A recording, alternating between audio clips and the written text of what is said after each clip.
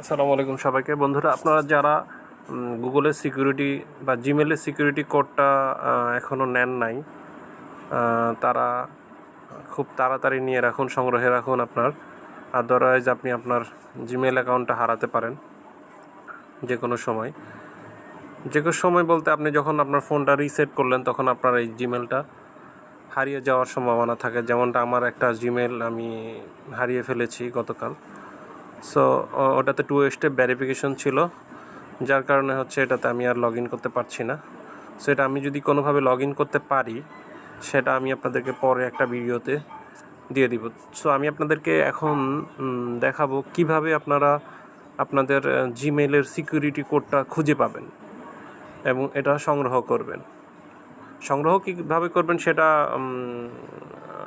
আপনার বিষয়, কারণ হচ্ছে আপনি কোথায় সংগ্রহ করবেন সেটা